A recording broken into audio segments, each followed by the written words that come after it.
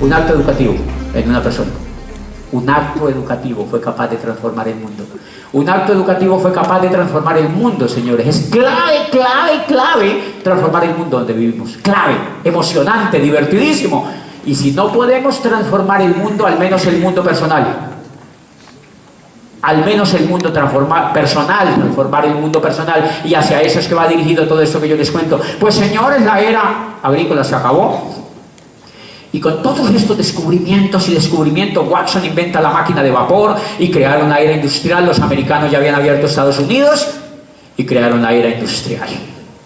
Se creó la segunda etapa de la economía en el mundo, la era industrial, y entonces empezaron a crear fábricas. Y la esclavitud se transformó por el empleo.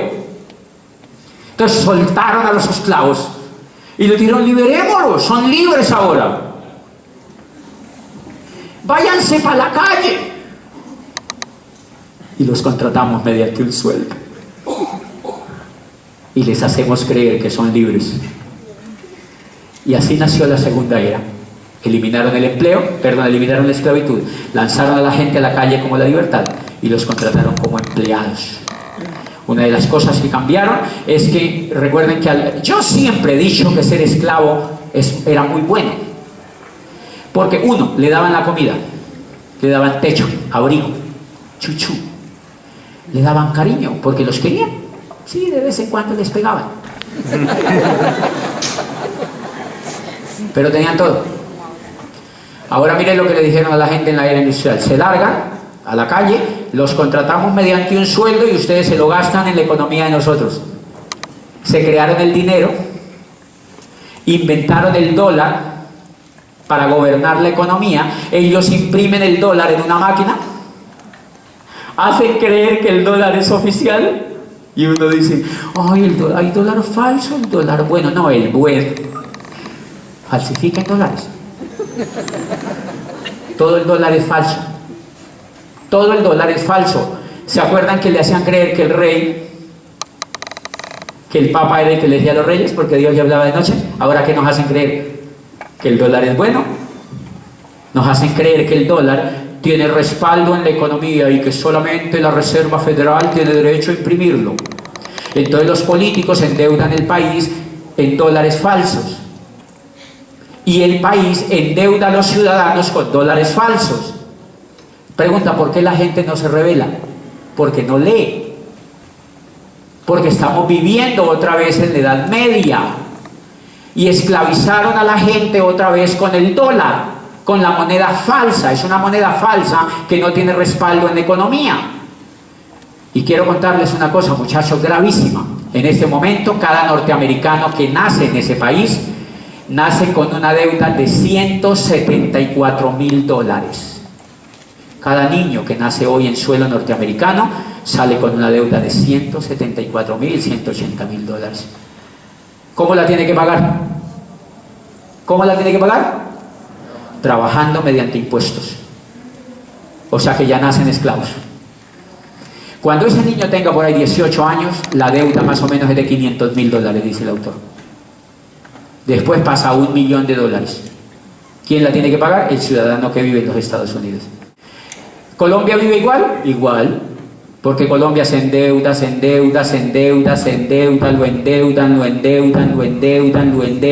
lo endeudan, se hacen amigos del Fondo Monetario Internacional, lo endeudan.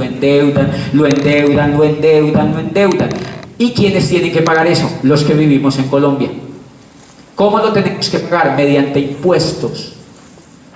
¿Cuándo se acaba eso? Cuando haya una revolución. ¿Cuándo se acaba eso? Cuando haya una revolución. Pero yo prefiero no hacer ninguna otra revolución, porque yo sé, yo no soy capaz de hacer una revolución tan grande. Yo hice una personal. Me gustó más que dar el ejemplo. Me dijeron, yo conocí una oportunidad y me dijeron: si los dólares que imprimen son falsos, no se queje, apréndaselos a ganar. Y yo dije: ¿cómo así? Me dijeron: sí, todo el problema es que usted no se los ha aprendido a ganar. Problema educativo. La era industrial creó también un modelo educativo para que la gente no aprendiera a ganar dólares. Crearon un modelo educativo para que los niños fueran lo menos creativos posibles. lo más tapaditos posibles, lo menos soñadores posibles, lo más obedientes posibles, lo más ovejitas posible, para que nadie se rebelara. ¿Cómo lo crearon? Crearon una cosa que se llama escuela. ¿Quiénes crean las escuelas? El gobierno. La educación pública se la inventaron en Francia bajo el gobierno de Napoleón para poder mantener a la gente en paz, porque acaban de salir de una revolución. Y entonces era necesario poner a toda esa pobre gente a trabajar en las fábricas que acababan de nacer, porque Napoleón fue quien le abrió la puerta a la modernidad que llamamos hoy, a la era industrial, y crearon escuelas. Eduquen a todos esos pobres en esas escuelas. ¿Cómo los educan? Le ponen una profesora a los niños a que les enseñe tonterías. ¿Dónde están los ríos? ¿Dónde están a mí me enseñaron dónde están los ríos, los lagos, los riachuelos, las lagunas. Yo siempre le he dicho en todas partes donde voy, como si yo fuera a ser pescador. ¿Para qué rayos yo voy a necesitar dónde está el río Cauca? No tengo ni idea dónde pasa. De hecho, cuando voy en avión yo lo veo y yo digo, ¿ese es el Cauca? ¿Por qué no ve eso así? Yo digo, debe ser el Cauca. Y siempre que paso en avión veo las tres cordilleras. Digo, esas deben ser las tres cordilleras que me enseñaba la profesora. ¿Cuál será la central? Debe ser la que va por la mitad. ¿Para qué le enseñan a uno de niño esas tonterías? Entonces crearon la escuela. Pero miren cómo crearon la escuela. La escuela la crearon para que el niño desde por la mañanita lo metan allí, lo metan a esa escuela, y una profesora o un profesor le enseñe cosas que él no necesita. ¿Qué es lo que buscan con ese niño? Obediencia, obediencia, obediencia, obediencia, obediencia. Pregunta, ¿usted se podía rebelar en la escuela? No. Lo mandaban para la casa y le mandaban una carta a su papá. Nadie se podía rebelar en la escuela. ¿Por qué no permitían que los niños se rebelaran en la escuela? Si los niños por autonomía se rebelan. Mire cómo se rebelan los niños. Yo tengo 4 sobrinitos chiquitos y yo los he disfrutado muchísimo mientras tengo los míos.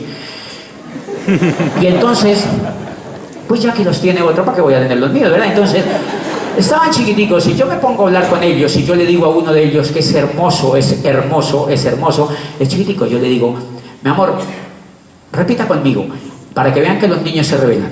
Yo le digo, amo a mi mamá. Dice, amo a mi mamá. Mi mamá me mima. Dice, mi mamá me mima. Yo le digo, mimo a mi mamá, mimo a mi mamá. Mi mamá me ama, mi mamá me mima, mimo a mi mamá. Y le digo yo, me mamé de mi mamá. Y dice, ¡ah!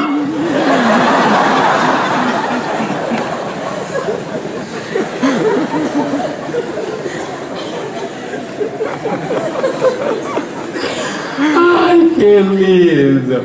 Me mamé de mi mamá. Los niños se rebelan, señores, desde chiquitico el desgraciado. Era su tío. Los niños se rebelan. ¿Por qué les enseñaron a que no se rebelen? Porque es mal negocio para la era industrial si usted se revela. Imagínate un cajero rebelado. Perdona, imagínese un cajero de la vivienda rebelado. Imagínate un gerente de una sucursal de un banco pensando. Es un crimen para un banco, es un problema el berraco para un banco que el cajero piense y que el gerente piense, porque los bancos prestan plata de la nada. Hello. Los bancos, cuando la señora va a hacer un préstamo, lo que crean es un número digital. Ellos no tienen el dinero y la ponen a trabajar a ella a pagar un préstamo que ellos no tienen. Los bancos es la mayor estafa en la sociedad moderna. Los bancos prestan plata que ellos no tienen ni tendrán. Es un número ficticio que te hacen aparecer en la cuenta y te esclavizan por 30 años, por 20 años, por 10 años, por 5 años. Ellos pueden prestar 100 veces lo que tú metes en ahorros. O sea que prestan plata que no tienen. O sea que un gerente que piense es muy peligroso. Por eso los mandan a la Javeriana, por eso los mandan al ICESI, por eso los mandan a las universidades, porque, perdónenme con todo respeto, y yo les digo con todo el cariño y respeto, yo fui rector de una universidad durante 9 años. En las universidades no se piensa. en las universidades no se piensa, porque el régimen de las universidades y de la educación tradicional es que es prohibido pensar, porque si se piensa, se ataca el régimen.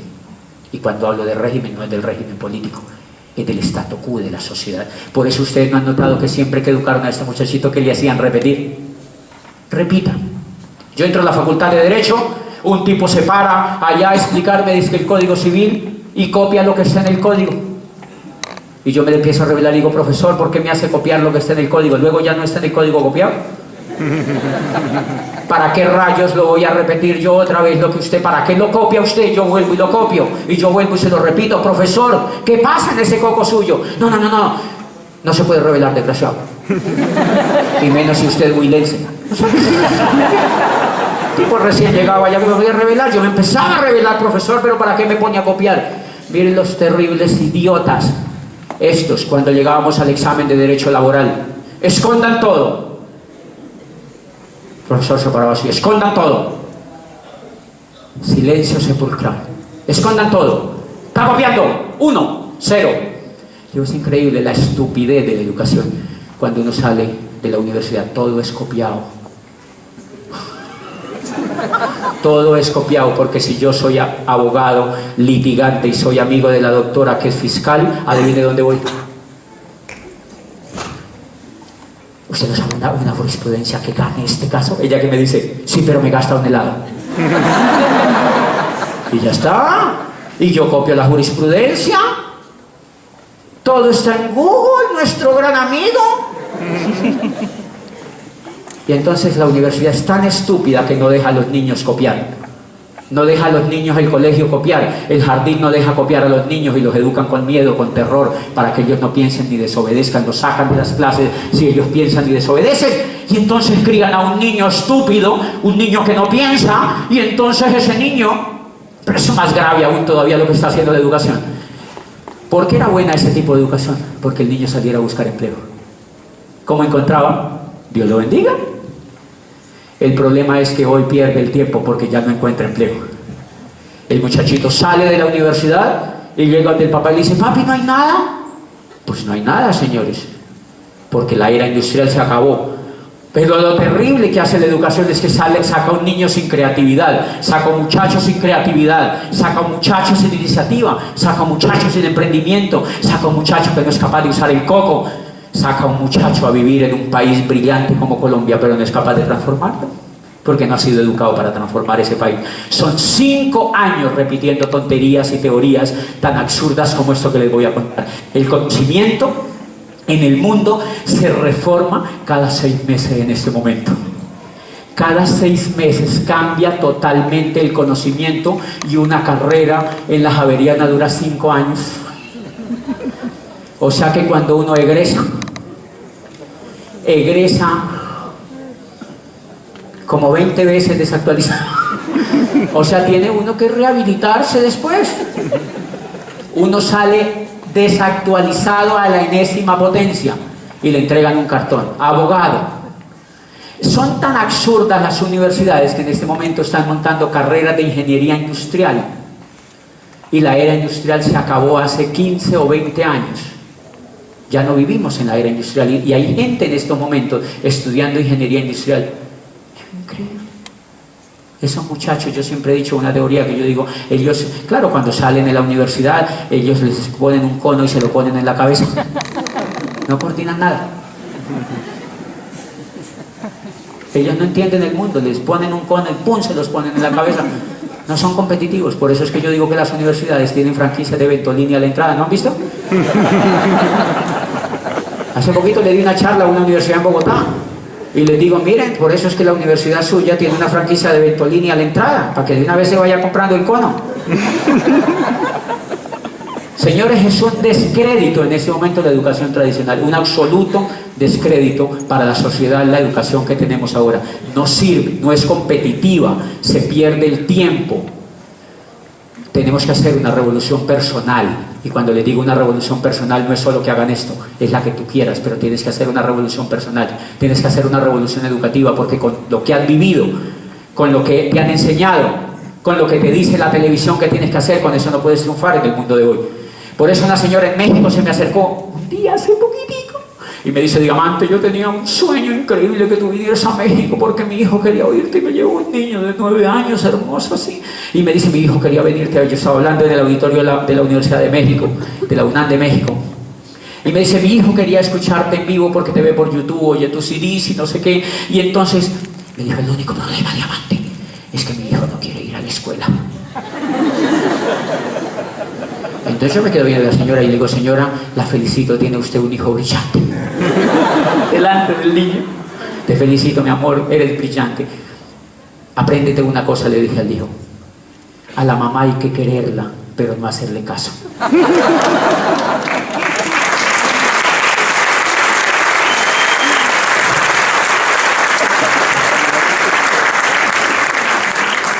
Los padres, por supuesto, están en crisis. Los padres son los que más están haciendo el ridículo hoy en día. Tienen que asumirlo. Por favor, no hagan más el ridículo con los hijos. Quédense callados. Tranquilos que los hijos van a encontrar rumbo, señores. El mundo que estamos viviendo en este momento es el mundo más apoteósico y lleno de oportunidades. Los niños, veo niños increíbles hoy en día.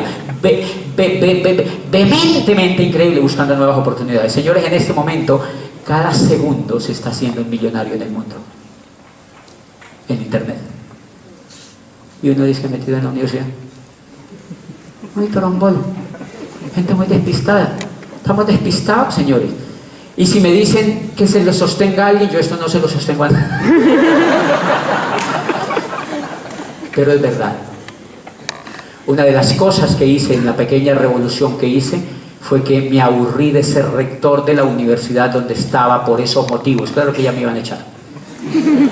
Y me salí. Y nunca quise volver a aceptar un puesto en educación porque me parecía un adefesio, un engaño a la sociedad. Me parecía un terrible abuso con los jóvenes hacer ese tipo de cosas. Y yo felicito a los jovencitos que hay aquí sentados hoy en día, que entraron a este programa educativo, universitarios jóvenes que hicieron su carrera, que se dieron cuenta de la estafa social que fue su carrera, muchachitos que no han salido del colegio.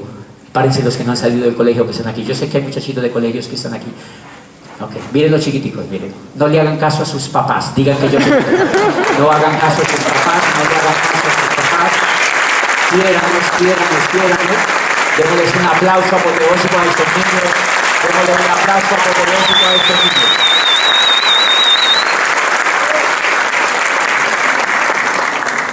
Los niños hoy en día están viviendo en una etapa fantástica de la humanidad, la época más brillante que hemos vivido. Nunca habíamos tenido una explosión de tecnología, de creatividad y de crecimiento en el mundo como la que estamos viviendo hoy, de manera que esos niños pues solamente necesitan ser entrenados. ¿Qué revolución hice yo? Vamos a arrancar ahora sí, finalizando esta charla, porque mire, yo traigo presentaciones pero no las presento.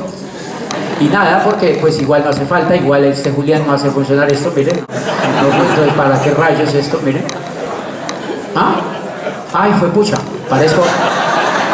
Parece que hubiera nacido en el sur yo. ¿Cómo así? ¿Cómo? Ya le doy, ¿verdad? Ok. No, eso no. Ok. Mire, bien, entonces arrancamos. Pues señores, todos en la vida, recuerden que en la era agrícola nos enseñaban vehículos. ¿Cuál era el vehículo en la era agrícola? Tener tierra.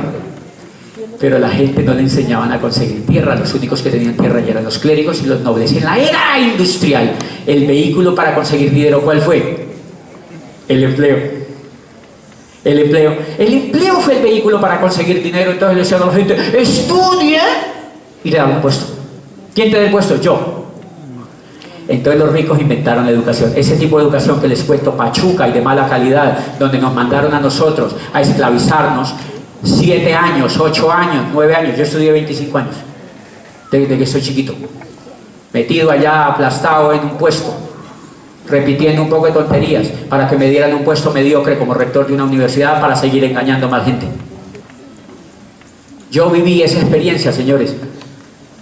¿Qué logré? Conseguir un puesto. Por fortuna conseguí un puesto. En ese puesto tenía que trabajar 70 años. De 40 a 70 años para lograr... ¿Qué lograba? Una pensión. del 70% de lo que yo me ganaba. Lindo el negocio. Lindo el negocio. Imagínate el triunfo para un profesional. Estudia ingeniería industrial en la Ponti para que te den un puesto, para que trabajes 40 años y después la recompensa es que te ganas el 70% de lo que te ganabas cuando trabajabas si te dejamos jubilar. Lindo el negocio. Y la gente se va a hacer cola todavía a las universidades. Esa es la promesa de la era industrial. Por eso uno termina así, mire. Por eso uno termina así.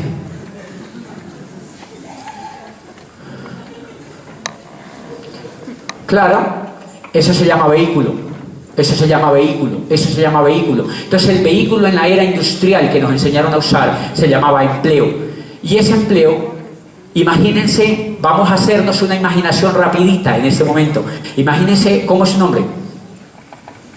Que Andrés, tienes el mismo nombre de la pelota. Ok. Imagínate que Andrés viviera en un pueblo del sur del Cauca, en la Bota Caucana, lejísimos, en una montaña, y vive en un pueblo de 1000 habitantes, un caserío, 500 habitantes. Y lo único que tú haces, tú vives muy retirado de ese caserío, cuando tú bajas al pueblo, tú bajas a comprar lo que necesitas en una bicicleta por una pequeña carreterita que hay. Entras a comprar el pan y lo que tú necesitas en una pequeña bicicleta. De pronto te dicen que hay una ciudad que se llama Cali, que tiene luces y que viven 3 millones de habitantes y que tiene Juanchito y todas estas cosas lindas que tiene Cali. Y tú te quieres venir para Cali. ¿En qué te dan ganas de venirte? En una bicicleta. ¿Por qué te dan ganas de venirte en una bicicleta? Porque es lo único que el coco conoce. Es lo único que el coco conoce. En la era industrial, a la mayoría, a la masa, le da ganas de hacer una carrera. ¿Por qué? Porque es lo único que conoce. Los más osados le dan ganas de montarse un negocio propio. Esa es otra bicicleta. Los empleados tienen esa bicicleta, pedalean y pedalean y pedalean y no llegan a ningún lado. Eso estaba yo era empleado, yo no le podía llegar a ningún lado porque el empleo es un vehículo que no te deja avanzar. Los únicos que avanzan en esa industria son los ricos, los dueños de las empresas. Los demás no llegan a ningún lado porque el vehículo no está hecho para avanzar. Pues bien, el segundo vehículo que la gente usa es cuando Andrés se revela y dice, no, yo voy a montar una empresa propia. Estudió en la Ponti, va a montar una empresa propia. Entonces monta una empresa para competirle a los ricos. En la era industrial, entonces él dice, yo quiero ser como McDonald's. Voy a montar una franquicia. Entonces empieza y pone un puesto de hamburguesas. Entonces empieza a competirle al Corral, a McDonald's y a las grandes cadenas de alimentos del mundo, porque él ignora cómo funciona la economía y monta un negocio propio, que le llaman usted, la mayoría de muchachos que salen, y muchos de los que están sentados aquí, montan negocios propios en la economía industrial, que son llamados chuzos. ¿Por qué son llamados chuzos? Porque realmente no son empresas, son chuzos, porque una empresa es un negocio que tenga mínimo 500 empleados. O sea que a uno lo educan es para montar un chuzo. ¿Por qué es un chuzo? Porque lo chuza la DIAN, lo chuza Industria y Comercio, lo chuzan los empleados, lo chuzan los proveedores, lo chuzan los chinos, lo chuzan los chuzos. Entonces, ¿qué tiene uno? Es un chuzo. Ese es otro vehículo, es una bicicleta. Lo que pasa es que es una bicicleta sin galápago.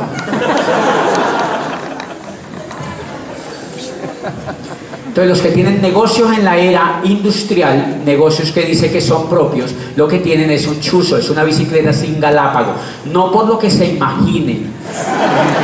No. No es por lo que se están imaginando, es porque no se pueden sentar. Ustedes tienen que pedalear parados. Por eso los que tienen negocios propios, peluquerías, talabarterías, droguerías, carnicerías, todas esas cosas, ellos pedalean parados porque ellos primero le tienen que pagar a sus empleados y después queda para ellos algo. Eso es ignorancia en la economía. ¿Por qué tienen ese tipo de negocios? Porque no saben dónde va la bolita de la economía. No han leído libros, no tienen entrenadores, no saben para dónde va la economía. Por eso, señores, si aquí hay invitados que tienen chuzos, bienvenidos. Ustedes están al porta de conocer un modelo empresarial que es la oportunidad de tener una empresa propia, no en la era industrial, sino en la era de la información. Señores, pues miren que esta era la información que yo tenía. Yo tenía dos opciones: o montarme en la misma bicicleta que yo tenía, que era el empleo, o pasar a esta bicicleta. Esta no me gusta. Qué susto. Esta bicicleta no me gusta. Entonces, ¿qué tuve que hacer? Pues yo conocí este negocio y lo que tuve que hacer fue una revolución. Una revolución. Llegaron libros a mi cabeza, llevaron CDs, me invitaron a un seminario como estos, fui a una convención y empecé a conocer gente rica que hacía esto y que tenía una empresa en la nueva economía, en internet, y yo me empecé a dejar permear e empecé a hacer una pequeña revolución. ¿Cómo se hace esa pequeña revolución? Se hace con educación, se hace con información, se hace con libros. El 9 y 10 de marzo va a haber una conferencia en Cali, va a haber una convención en Cali regional, donde vienen profesores de España, de Estados Unidos, y viene uno de los 5 más grandes e impactantes del neuromarketing en el mundo. Se llama Jürgen Klair. Viene Jürgen Klair, viene Miguel y Pilar Aguado, que eran gerentes de la General Motors en España, y viene Pepe y Lady Cohen de Miami, inmigrantes que llegaron en una balsa a Miami y conocieron esta oportunidad y hoy son prósperos en la nueva economía porque conocieron. Esos son los profesores que vamos a tener en esa convención el 9 y 10 de marzo, y eso es lo que ayuda a hacer la pequeña revolución. Pues les voy a contar la revolución que yo... Miren lo que pasa si uno no se educa. Mírenlo, todos los vehículos que les he mostrado anteriormente a lo que nos lleva. Apaguen las luces de atrás, por favor, de donde están los muñecos. Eso, miren a dónde nos lleva, señores, si nosotros no nos educamos. Si nosotros permitimos que los niños sigan persiguiendo el empleo o que se eduquen para montar un chuzo, miren lo que terminan. Porque el sistema monetario que creó la era industrial está hecho para educar a la gente para que sea esclava. La forma como esclavizan a la gente hoy en día es mediante tarjetas de crédito, préstamos en los bancos, es mediante casas fiadas. Por eso usted no ha visto que los pobres son los que más televisores tienen. Vaya a un sector pobre y verá qué es lo que tiene. Plasma, porque en el plasma lo educan. Entre más televisión usted vea, más pobre se vuelve. Porque el televisor se lo inventó la era industrial para educar a los pobres, para educar la gran masa de pobres, para educarlos de la siguiente manera. Yo empecé a observar eso, a mí me pagaban el sueldo, y yo iba al supermercado y me faltaba dinero. ¿A alguien le ha pasado eso? ¿Me faltaba dinero? Yo sé por qué me falta dinero. Entonces yo iba a que me prestaran plata. Me prestaban plata de interés. Y después me aburrí de pedir plata prestada de interés, entonces saqué una tarjeta de crédito. Yo decía, pero ¿por qué me falta plata? Yo iba a ver televisión, yo era abogado. Salía de trabajar, me iba a ver televisión, y yo veía televisión, y la televisión me decía, ¿te faltó plata? Tranquilo, tenemos Visa, Mastercard y American Express. Y yo dije, ¿en serio? Sí, aquí tenemos, coja suma. Y yo pasé una para acá. Entonces ya trabajaba para la universidad, que era de unos ricos. Y ahora ya trabajaba para los dueños de una tarjeta de crédito. Por la noche iba a ver, se dan cuenta que no necesariamente los que son profesionales son igual, uno es igual de rombolo al resto de la población porque uno no tiene educación financiera, señor. Los economistas se la pasan viendo televisión. Miren a ver un economista que no es endeudado. Busque un amigo que sea economista y dígale, ¿usted tiene deudas? Sí, esto ya se el cuello, dígale. Lo agarraron también. Señores, eso se llama método de esclavitud de la era industrial. Entonces yo salía y veía la televisión y ya tenía la tarjeta de crédito. Y de pronto yo soy rector de una universidad, tengo 27 años, así pipí, fifi, todo el cuento. No tenía carro. Yo no tengo carro. Un rector andando sin carro. El televisor me dice, tranquilo, se lo fiamos. Yo, sí, tenemos un Renault, acaba de salir el Renault Personalité. En esta época era increíble, era como tener un Mercedes hoy en día. Entonces, agarré el carro, fiado, 5 años, pagando cuotas. Ahora trabajaba para los ricos de la universidad, para los dueños de la tarjeta de crédito y para los que me fiaron el carro. Lindo el negocio. Yo seguía viendo televisión. Yo vivía en un apartamento arrendado. ¿De quién era el apartamento? De otros ricos. Entonces ya trabajaba para los de la tarjeta de crédito, para los ricos de la universidad, para los dueños del apartamento donde yo vivía, para los dueños de la tarjeta de crédito. Y entonces yo sigo viendo televisión, la televisión me dice, tiene que tener casa propia. Profesor, no tengo plata. Te la fiamos. 30 años. Cómodas cuotas mensuales. Y yo pasé la para acá y me saqué un apartamento fiado a 20 y pico de años. Yo empecé a ver y yo dije, no, pues yo tengo 30. Cuando yo termine de pagar esta casa ya no tengo ni próstata. O sea, esa es la forma como esclavizan a la gente en la era industrial. ¿Qué revolución dice? Miren la revolución que dice. Educación. Usted necesita hacer una revolución. Y usted ha entrado a un modelo educativo donde le ayudan a hacer una revolución. Mire lo que yo encontré. Me leí un libro y mire lo que decía el autor de ese libro. Creemos que el trabajo es bueno solamente si lleva al trabajador hacia la libertad, la recompensa y la esperanza. Si su trabajo no es satisfactorio en lo personal, en lo psicológico y en lo financiero, lo mejor es que lo deje lo más pronto posible y se consiga otro que sí lo sea. Y yo, ¿cómo así? ¿Qué es eso? ¿Qué es eso? Una revolución. Y yo, ¿cómo así? Y empecé a leer más el libro y mire lo que decía abajo, otro libro que me cayó al final. El mundo ha asimilado la idea de que terminó la era industrial y de que entramos en la era de la información. Los negocios como General Motors y Ford Motor Company pertenecen a la era industrial. Las franquicias son la frontera entre la era industrial y la era de la información, y los negocios de mercadeo en red son la auténtica demostración de la era industrial, de la era de la información, porque trabajan sin terrenos, sin fábricas, sin empleados, solo con información. Y yo me empezaba como a incendiar. Coño, lo mismo que dijo Enrique Octavo. Yo, ¿quién hay que matar? ¿Qué hay que hacer? Y empecé, seguí leyendo y seguí leyendo, y yo seguí leyendo, y yo seguí leyendo, y miren lo que decía un profesor de Harvard. El network marketing surge hoy como el método de distribución más poderoso y el modelo de empresa más atractivo en la nueva economía. Y yo, uy, ¿qué tal que yo me hubiera montado un chuzo? ¿Qué tal que yo me hubiera montado un chuzo? El network marketing surge hoy como el método de distribución más poderoso y el modelo de empresa más atractivo en la nueva economía. Charles King, profesor de Harvard, que acaba de estar en Colombia enseñándole a muchos de los que están aquí sentados. ¿Quiénes lo vieron? Miren, invitados los que estuvieron viendo a ese profesor.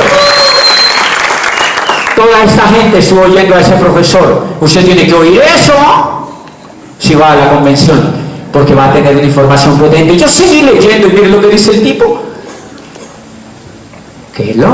Ningún otro negocio requiere costos tan bajos de ingreso, prácticamente sin gastos fijos significativos. No existen préstamos, hipotecas o dolores de cabeza por problemas de personal. Es por eso que muchos profesionales encuentran un estilo de vida que no los fuerza a elegir entre la familia o una vida financiera provechosa. Y yo leía, ¿qué estaba ocurriendo en mí? Una revolución. Y miren lo que seguía leyendo. El mundo del trabajo está cambiando y nunca volverá a ser el mismo. El viejo modelo en el cual cambia 40 años de su tiempo, talento y devoción a una compañía o profesión a cambio de un ingreso seguro y reconocimiento de sus pares ha sido destruido y no será rearmado. Entonces, ¿qué me ponía a buscar allá afuera? Si tú sigues insistiendo allá afuera y si tú sigues haciendo que tus hijos sigan haciendo lo mismo que tú, estás ignorante de lo que está en el mundo vigente hoy. Por eso es necesario que hagas una revolución. Y entonces, ¿yo me empecé a emocionar o no? Yo me empecé a emocionar. Y yo empecé a creer en el negocio que nosotros hacemos. Yo ganaba 0 pesos en este negocio, pero ya tenía información en mi coco y yo empecé a hacer esto. Miren, mi coco empezó a hacer gimnasia. Mi coco empezó a hacer gimnasia mental. Empecé a alzar pesas. Mi coco empezó a alzar pesas. Y dejé de leer las tonterías de libros que leía de derecho, las cosas que no me aportaban a la riqueza personal, las cosas que no me hacían libre. Todo lo que no me hacía libre lo tiré para el traste y empecé a leer sobre esta industria, a conocer ricos de esta industria. Y me volví duro del coco. ¿Quiénes están endureciendo el coco en esta sala? Levanten la mano. Miren, señores invitados. Prendan la luz para que vean, por favor, el auditorio, los invitados. Miren la gente que está endureciendo el coco, señores, para no dejarse explotar de la era industrial, sobre todo que ya no existe, para no se quedar rezagados en una era que se acaba de acabar. Tenemos que endurecer el coco. Y entonces uno se emociona Y cuando empieza a endurecer el coco, uno se emociona. ¿Quiénes están emocionados aquí? Levanten la mano. Miren la gente que está emocionada. Y miren lo que pasa. Pero mire el efecto que pasa. Uno se emociona increíble y uno va y le cuenta el negocio a un médico.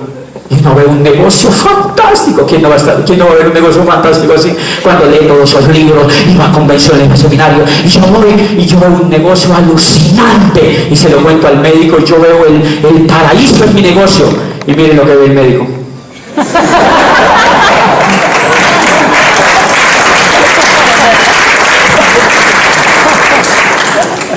Aplaudan todos, por favor.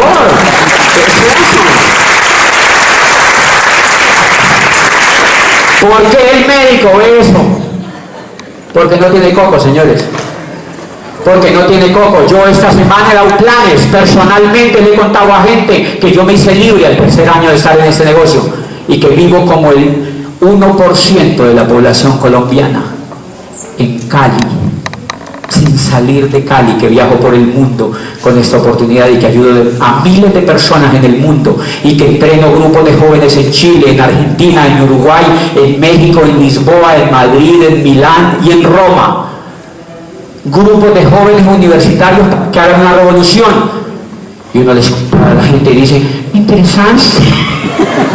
Porque ellos lo que les dicen es eso. Nos vemos en la segunda parte. Lo que sigue es increíble, lo que sigue es increíble.